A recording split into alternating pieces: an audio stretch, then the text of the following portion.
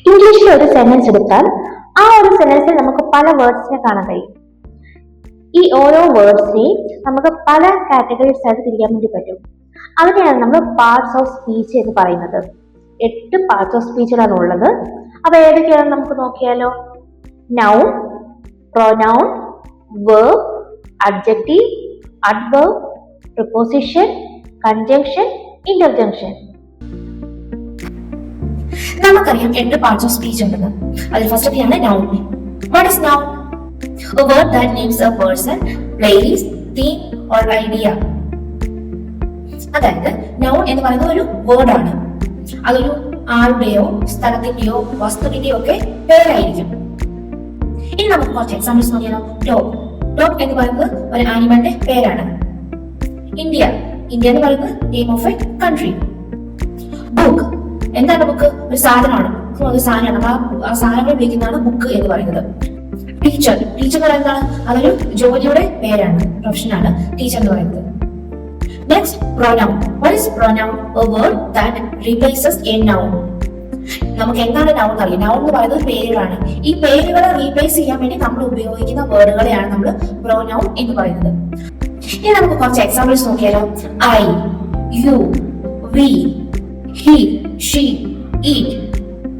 ഇവയൊക്കെ പ്രൊനൗൺസിന്റെ എക്സാമ്പിൾ ആണ്. അതായത് നമ്മൾ ഒരാളുടെ പേരുകളെ റീപ്ലേസ് ചെയ്യാനോ ഒരു കൂട്ടം ആളുകളുടെ ഒരു പേരിനെ റീപ്ലേസ് ചെയ്യാനോ ഒക്കെ നമ്മൾ ഉപയോഗിക്കുന്നതാണ് ഇത്തരം വേർഡുകൾ. തേർഡ് പാർട്ട് ഓഫ് സ്പീച്ച് എന്ന് പറയുന്നത് verb ആണ്. What is verb? Verb is a word that shows action or state of being. അതായത് verb എന്ന് പറയുന്ന ഒരു ആക്ഷൻ ആണ്, അല്ലെങ്കിൽ അതായിരിക്കുന്ന ഒരു അവസ്ഥയെയാണ് നമ്മൾ verb എന്ന് പറയുന്നത്. Or simply we can say verb is the word that tells something about the subject. ഇനി നമുക്ക് കുറച്ച് എക്സാമ്പിൾ ഉണ്ടായാലോ. Go, eat, swim, is, are. ഇവയൊക്കെയാണ് വെർബിന്റെ എക്സാമ്പിൾ എന്ന് പറയുന്നത്. അതായത് ആക്ഷൻസ് അല്ലെങ്കിൽ state of being. Fourth parts of speech എന്ന് പറയുന്നത് അഡ്ജക്റ്റീവ് ആണ്. What is adjective? A word that describes noun or pronoun. Or we can say adjectives is telling something more about the noun. നമുക്ക് കുറച്ച് examples നോക്കിയാലോ. Beautiful girl. Beautiful girl എന്നുള്ളതിൽ girl എന്ന് പറയുന്നത് noun ആണ്. സോ നൗണിനെ നമ്മൾ describe ചെയ്യാൻ ഉപയോഗിക്കുന്ന വേർഡാണ് ബ്യൂട്ടിഫുൾ. സോ ബ്യൂട്ടിഫുൾ എന്ന് പറയുന്നതാണ് അഡ്ജക്റ്റീവ്. Big, red, happy. ഇവയൊക്കെ അഡ്ജക്റ്റീവ്സിന് എക്സാമ്പിൾസ് ആണ്. അതായത് big ball, red ball, happy life. Fifth part of speech, that's adverb. What is adverb? Adverb is a word that describes a verb, adjective or another adverb. നമ്മൾ already adjective എന്നാണ് പഠിച്ചതായിരുന്നു അല്ലേ. Telling something more about noun, അതാണ് adjective. So telling something more about verb or adjective or adverb, that is called adverb. ഇനി നമുക്ക് adverbിന് കുറച്ച് examples നോക്കിയാലോ. Quickly, very, well, slowly. ഇതൊക്കെ adverbിന് എക്സാമ്പിൾസ് ആണ്. സിക്സ്ത് പാർട്സ് ഓഫ് സ്പീച്ച് എന്ന് പറയുന്നത് പ്രപ്പോസിഷൻ ആണ്. What's preposition?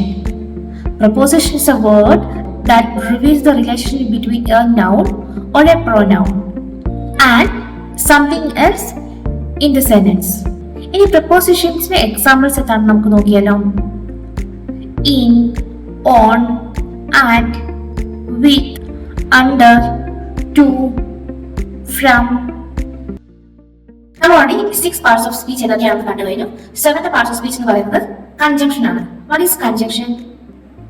Conjunction is a word that join two words or phrases or clauses or sentences. ഒരു വേർഡോ അല്ലെങ്കിൽ ഫ്രേസിനെയോ ജോയിൻ ചെയ്യാൻ വേണ്ടി, അല്ലെങ്കിൽ ഒരു ക്ലോസിനെയോ അല്ലെങ്കിൽ ഒരു സെന്റൻസിനെയോ ഒക്കെ ജോയിൻ ചെയ്യാൻ വേണ്ടിയിട്ട് നമ്മൾ ഉപയോഗിക്കുന്ന വാക്കുകളെയാണ് നമ്മൾ കൺജങ്ഷൻ എന്ന് പറയുന്നത്. ഇനി നമുക്ക് അതിന് കുറച്ച് എക്സാമ്പിൾസ് നോക്കിയാലോ. സോ പൊതുവായിട്ട് നമ്മൾ ഇത്തരം വേർഡ്സ് അല്ലെങ്കിൽ സെന്റൻസ് ഒക്കെ നമ്മൾ ജോയിൻ ചെയ്യാൻ ഉപയോഗിക്കുന്ന വാക്കുകൾ എന്ന് പറയുന്നത് but, and, all, because, so. ഇനി നമുക്ക് ലാസ്റ്റ് പാർട്ട് ഓഫ് സ്പീച്ച് എന്താണെന്ന് നോക്കാം. That is interjection. What's interjection? Interjection is a word that expresses strong or sudden feeling. കുറച്ച് എക്സാമ്പിൾസ് നോക്കിയാലോ. Hooray, bravo, wow, oh, yes, oops. ഒരു സെന്റൻസിൽ ഇന്റർജങ്ഷൻ word ഉണ്ട് എന്നുണ്ടെങ്കിൽ അത് അവസാനിക്കുന്നത് എപ്പോഴും എക്സ്ക്ലമേഷൻ മാർക്കിലായിരിക്കും.